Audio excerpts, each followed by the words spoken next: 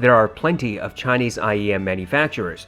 Frankly, the list of products is mind-bending, and those guys drop a new IEM several times a year, sometimes adding the S suffix to designate minimal alterations. If you think audeze, hifi man, Sony, and Sennheiser have expensive headphones, just take a look at the uber premium IEM market. There are IEMs that cost $5,200 and a handful that cost much more. But that's the ridiculous market, the kind that caters to those who buy headphones like the Abyss.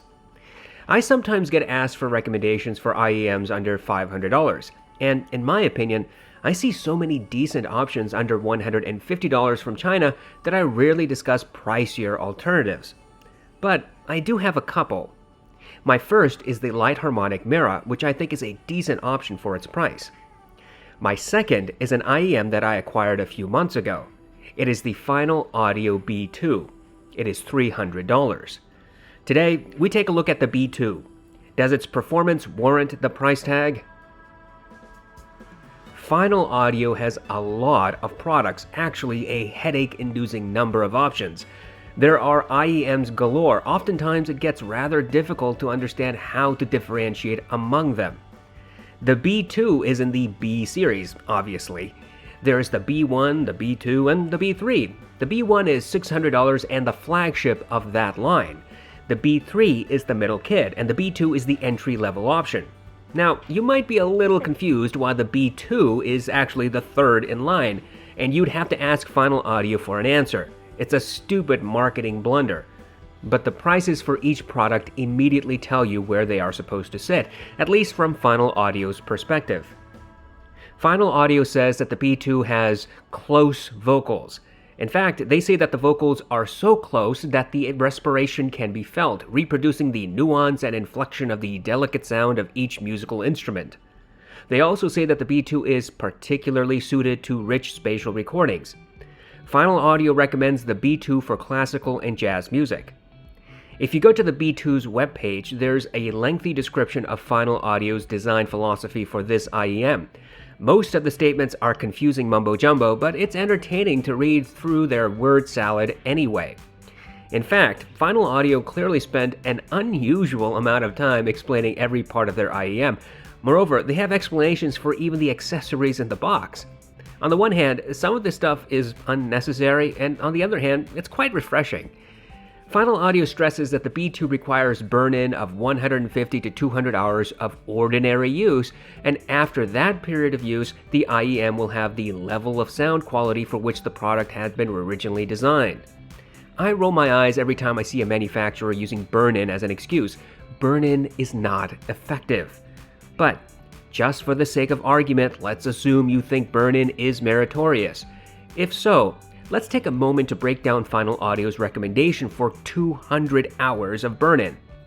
I think an average person will probably listen to this IEM 4 to 5 hours a day. I doubt this person will listen every single day, so let us assume he uses the IEM for 5 days out of the week. That results in, at best, 25 hours per week of use. If this usage is consistent, then it will take 8 weeks of use before the B2 allegedly achieves its optimum performance. I don't know about you, but generally retailers refuse to accept returns after 60 days. This is the first major problem with Final Audio's claim. The second major problem is that nobody, and I do mean nobody who lives on this sphere of reality, can remember what a headphone or IEM sounded like at hour 1 versus hour 201. Human brains don't have the capacity to recall sounds in that manner. Needless to say, I'm not a proponent of burn-in, and I can't take claims of burn-in seriously, especially when there's no scientific data and testing as supporting evidence. Final Audio's claim for the B2, as far as I can understand it, are the following. The B2 has emphasized mids, vocals should be forward and clear, and instruments should sound natural and full. Critical also measured the B2. The measurement implies a full, nearly neutral bass with a marginal dip in the upper bass and clear emphasis in the mids, and a sharp drop-off in treble. Measurements are a tool, they are not holy writ, and certainly not a true indicator of performance. So, if you worship Critical's frequency graphs like the Bible, you may feel inclined to dismiss this IEM. Everybody else should listen to the rest of this review. Final Audio prides its independence. They apparently have their own research and manufacturing facility in Japan. They have a high-end showroom in Kawasaki.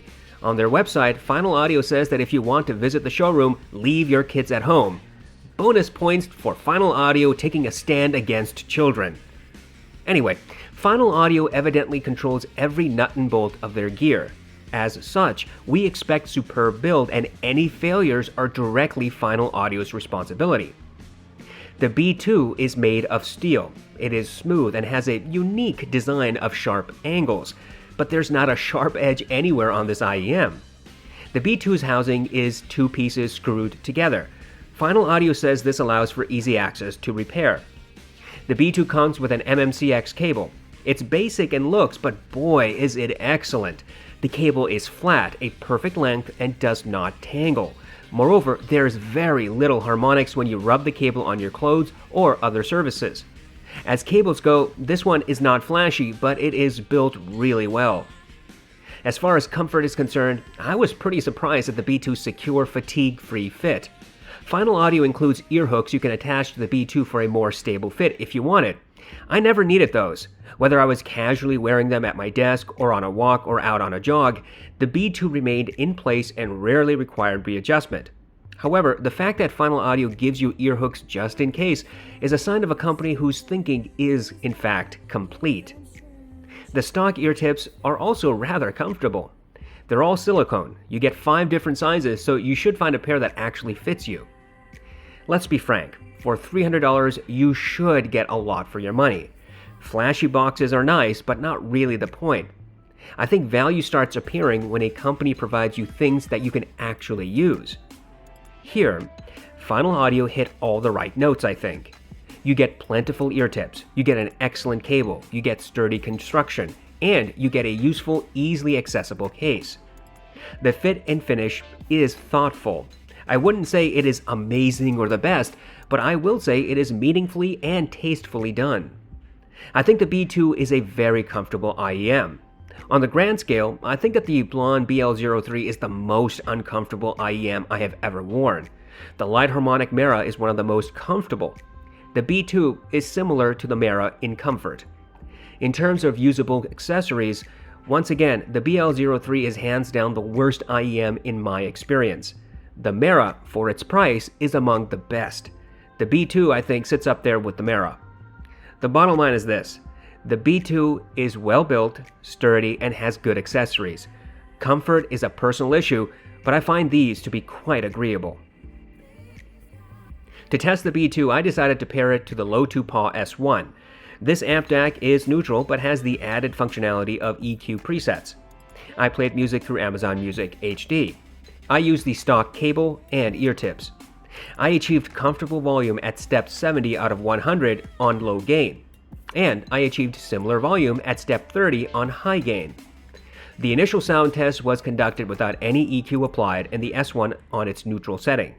We will briefly discuss EQ applications in a separate section.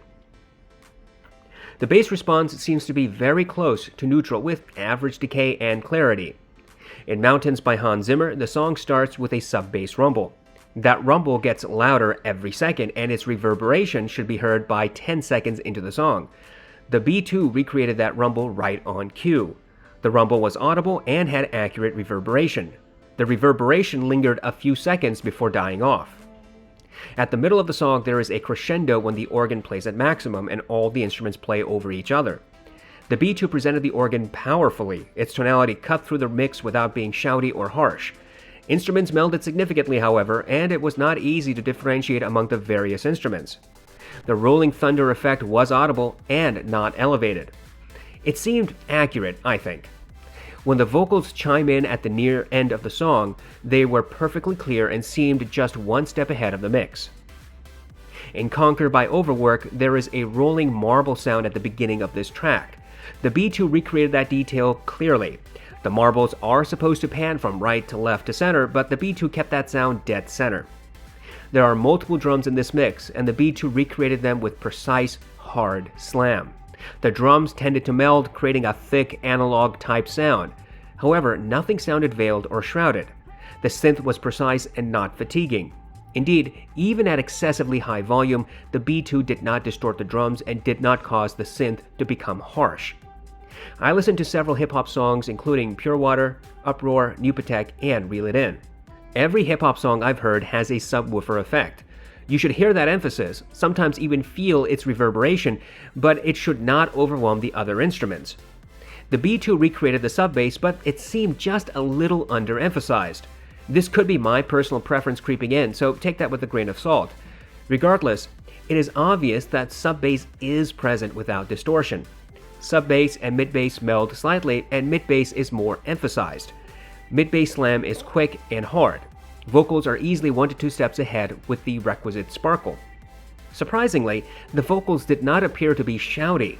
They were natural and smooth. They remained clear. I next listened to Bim Bam Smash from the Bourne Supremacy soundtrack. At 1 minute and 15 seconds into the song, there is a loud drum strike, which is timed to cars crashing into each other. The B2 recreated that bass with accurate energy and transients. This track has various drums, and I could hear all of them intermittently. Overall, the B2 is fairly neutral in bass. Sub-bass is present and not elevated. I don't think there is any meaningful sub-bass roll-off. I wish there was a little bit more emphasis for hip-hop tracks, but objectively speaking, I think the B2 has reasonably true bass reproduction. Mid-bass impact is hard and accurate, a bit more noticeable than sub-bass, but not overly emphasized. There is a sense of clarity in mid-bass, especially which allows the energy of drum strikes to shine through. This is unlike an experience with V-shaped IEMs or headphones which artificially boost bass. Sub-bass and mid-bass meld marginally, depending on your track. However, there is good separation between bass and mids. The mids are forward and full with true timbre and reverberation. In Why Am I Like This by Orla Gartland, the song has natural grain and sibilance. The B2 recreated the grain without emphasizing it. It did, however, marginally emphasize the sibilance. It was not painful or harsh, but noticeable. Orla's voice was clear and easily 2 steps ahead of the mix. The drums and guitar melded but had full, thick tonalities. The timbre seemed accurate. Orla's voice overall was fairly smooth without perturbations or harshness. At several points in this song, I could hear Orla's sharp intakes of breaths, a detail that is sometimes muffled or missing in other IEMs and headphones. In Want You Back by Haim, the B2 again marginally accentuated the sibilance in the primary vocalist. This was not harsh or peaky, but a slight deviation. At 8 seconds into the song, the primary singer emphasizes the word we, and there's a gravelly nature to it. The B2 recreated that detail perfectly. The 2 backup vocalists were audible with their separate tonalities, one in the left and the other in the right. However, when the rest of the mix played at maximum, those backup vocalists melded heavily. If I concentrated, I could just pick them out individually. When the instruments died away, the clarity with all vocalists immediately returned. The guitar, piano, bass, and drums all sounded true, full, and accurate. They also tended to meld among themselves, but did not create a muddy or veiled sound signature. In Superposition by Young the Giant, the B2 perfectly rendered the ukulele, drums, and bass. Indeed, the bass was audible, but about 2 steps behind the other instruments. The male vocalist sounded smooth, and his sibilance was not accentuated. He was about 2 steps ahead of the instruments. Between 1 minute and 10 and 1 minute and 20 seconds in this song, there are supposed to be sharp intakes of breaths. The B2 recreated that detail accurately. There's also a backup vocalist here, but the B2 did not provide that detail, which, to be honest, is difficult for most headphones and IEMs I've heard. I listened to several songs by Guy Clark. If you have not heard his work, I strongly recommend you give it a try. For this test, I focused on the songs The Guitar, Out in the Parking Lot, and Randall Knife. All 3 of these songs are masterfully recorded, with each instrument individually mic'd and mixed. The B2 perfectly recreated the strumming of the various guitars, the twang of a string that was struck slightly off-key, and kept Guy Clark's voice 2 steps ahead. Guy's voice always sounded full, gruff, and bassy, which I think is accurate. There was excellent separation among all instruments in these tracks. Even though some melding occurred, each instrument retained its own particular tonality. Overall, I find that the B2's mids presentation is forward. It is smooth, but for that slight female sibilance emphasis. This emphasis is nothing like what I hear with the Sennheiser HD560S or Blonde BL03. Indeed, a marginal volume decrease easily arrested the B2 sibilance, which is not something you can do on the 560 or BL03. All instruments and vocalists were full and had natural decay. Instruments tended to meld, but never became veiled or shrouded. In some masterfully recorded songs, like those of Guy Clark, you can easily hear the various tonalities despite the melding. Treble response for the B2 is very gentle. It is among the smoothest, least offensive representations I have ever heard from an IEM. In Scherzo for X-Wings, the brass and horns cut through the other instruments but seem to have a bit less energy than what they should have. The horns retain their nasally signature, however. The timpani was audible but not emphasized, which is fairly accurate, I think. Instruments tended to meld, but nothing was muddy. The B2 presented a stereo sound field, meaning there was no depth or verticality. In Flight from the City by Johan Johansson, the piano sounded as if it was about 5 feet away from me. The bassier notes were not overemphasized and there was no distortion. I could hear the electric buzz from the beginning of the song. There was very good tonal separation between the layered details, including the piano, electric buzz, a ringing noise, and the cello. All instruments still melded, but at least I could hear their distinct tonalities. The cello was very smooth. The timbre of all instruments appeared to be accurate.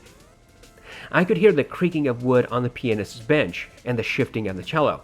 However, all of those details were a bit recessed, that is, they did not pop out. I know where these details are in the recording, and when I listened specifically for that information, I did hear it. In Take 5 by the Dave Brubeck Quartet, the B2 presented the piano in the right ear tip, the drum kit in the left, and the saxophone dead center, and the bass somewhere in the mix. The saxophone was smooth and not harsh. All 4 instruments were easily audible throughout the mix, even though they melded together slightly. Overall, the treble presentation is incredibly smooth. There's no harshness, no distortion, no peakiness. Indeed, the B2 has among the most polite treble renditions of any IEM or headphone I have ever heard. But in exchange for the gentle treble, the B2 sacrifices a bit of energy in some instruments and some details are difficult to hear. I would not say that the treble is neutral. It is a little bit rolled off, obviously, but not so much as to make it appear as though the B2 lacks treble. Indeed, contrary to the frequency response graph, treble is not chopped off. Throughout this test, I have tried to highlight the details I can hear. I will merely summarize my findings in this section. The B2 is not an analytical IEM. Instruments tend to meld and transience is about average. This results in some details either muted or missing. Obvious upfront details are clearly present.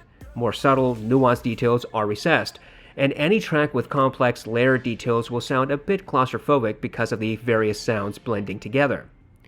Of course, your original recordings and source have a lot to say about this experience. For example, Guy Clark songs always contained multiple intricate details for string instruments, and the B2 never failed to provide them. On the other hand, some subtle details in Take 5 were recessed or more difficult to perceive than they should have been. For a more quantitative test, I used the song New Light by Kazuki. This track has layers of details, including the sound of wind, rustling of grass, children playing, piano, synth, and footsteps. I count the number of footsteps I can hear in the first 60 seconds. The king of detailed retrieval in this test is the Focal Clear, which presents 18 footsteps. The Austrian Audio Hi X55 is the second best, presenting 14 to 15 footsteps.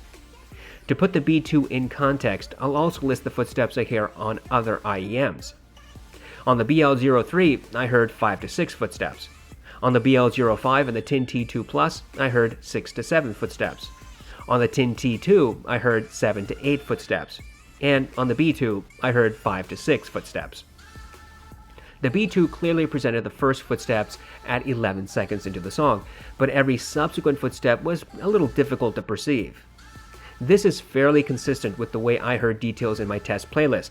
Obvious details are obvious, and subtle details are recessed or missing. There is nothing offensive about the B2 Soundstage. It is about average, I think. No song sounded claustrophobic, muffled, or veiled as far as Soundstage is concerned. I think that the widest sounding IEM I've heard is the TIN T2. The BL03, 05, and Moondrop Starfield are fairly close to each other as well. These have less soundstage than the T2. I would put the B2 among the Blondes and Starfield in regards to soundstage. Keep in mind, of course, that your ear tips will dramatically affect Soundstage presentation.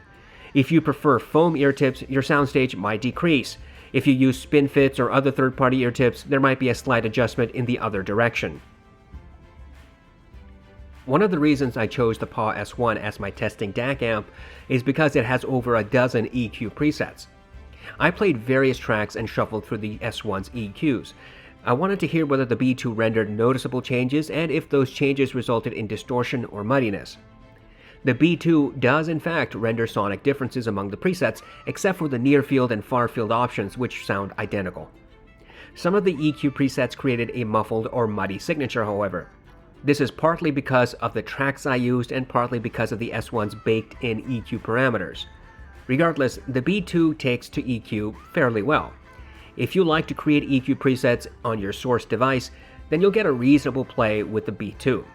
If you're the type that uses presets only, then the B2's performance will depend entirely upon the preset's tuning and the music you're using. I read Final Audio's description of the B2 repeatedly. I'm pretty confused about what they're trying to convey. I applaud them for explaining every aspect of their thought process behind the B2, but Final Audio really didn't do a good job telling us what to expect. Final Audio doesn't make any specific promises. I didn't see language in the website proclaiming amazing detail or wide soundstage or gratifying bass. Instead, Final Audio seems to focus a lot more on the overall experience of the B2 and says that the IEM is designed for classical, orchestral, or jazz tracks. The bass is fairly neutral. I think sub-bass could have a little bit more emphasis, but most of the sub-bass is audible. Mid-bass is marginally more emphasized and does retain energy and clarity. The mids are forward, particularly vocals. There is a slight accentuation of female sibilants, but nothing that I deem aggressive. Indeed, it is a far cry from the BL03's shouty vocals and the HD560S's annoying sibilant spike. Treble is rolled off, providing a very gentle, polite representation. Some instruments here lack some of their energy, and details might be missing with some mixes. However, the B2 performs rather differently from the cliff fall-off represented in the frequency response graph. In fact, I'd say that the graph is pretty misleading. Yes, there is a noticeable reduction in treble energy when compared to neutral IEMs or headphones, but that reduction does not truncate, cut off, or withhold treble altogether. Soundstage is average. Detail retrieval is about average. So overall, the B2 performs quite well with a wide swath of music. Yes, orchestral tracks may sound very pleasant on this IEM. The gentler approach to brass and horns might be the reason why. Jazz recordings perform well for similar reasons, I think. I have found that the B2 renders all genres without distortion or muddiness. Of course, your own personal preferences will dictate whether the B2, or any IEM or headphone for that matter, pairs well for the music you listen to. Objectively speaking, I cannot find any fault in the sound signature. There is no aspect of this IEM that makes me think a specific genre is not suited to the B2. The B2 is not cheap. $300 for an IEM is a lot of money, but I think lots of companies are vying for this price bracket. I believe you can get great value for money with Chi-Fi products like the T2, Starfield, and Shure tape. The blonde IEMs are a different matter. My position about those products is that they are overhyped and under-delivering. Blondes are among the worst value propositions for IEMs. So, if $30 blondes aren't value, how could a $300 IEM ever reach the mark? The B2 has a lot of positives. It has excellent build, superb comfort, comes with proper accessories, and functions without hassle. Sound signature aside, you do not need to put any more effort into the B2 after you buy it. A lot of Chi-Fi IEMs require you to replace the ear tips. Chi-Fi brands typically include awful cables, which will need to be changed. You may or may not get a case with Chi-Fi IEMs. So after you buy a Chi-Fi IEM, you may discover that you'll need to spend another $20 to $100 on accessories. I also dislike the prospect of making a headphone or IEM sound better than what I get out of the box. I should not have to put in the work the manufacturer was too lazy to complete. The B2 is a fully rounded product. It is complete. This brings us to value. Frankly, It is really easy to talk about value when reviewing a very cheap or very expensive product. The middle-tier products are much harder to evaluate.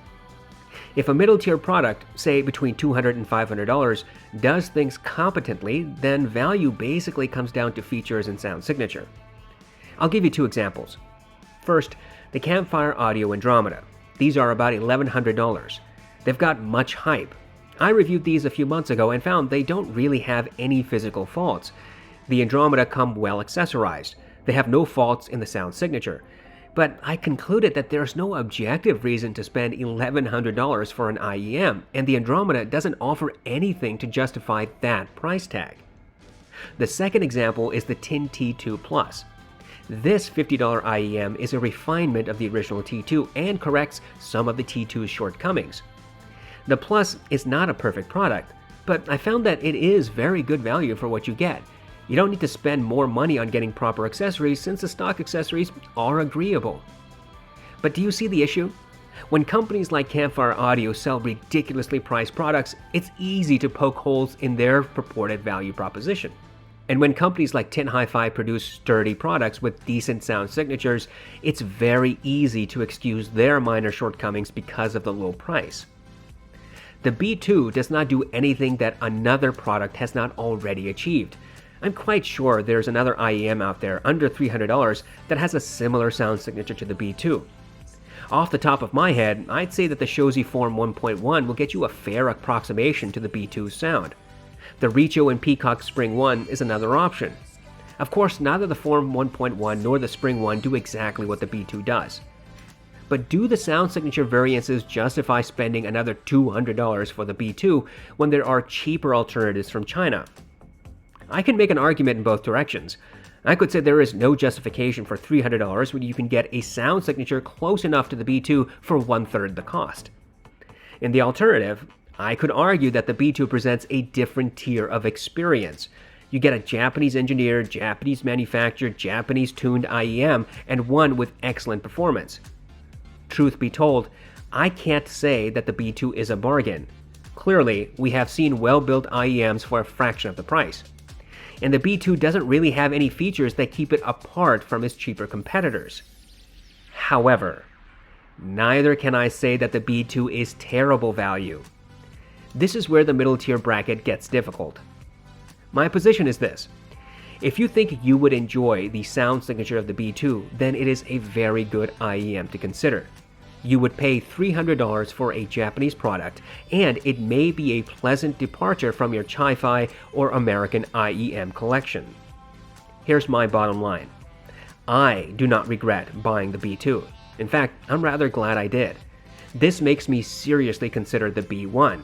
And isn't that really the point of entry-level products?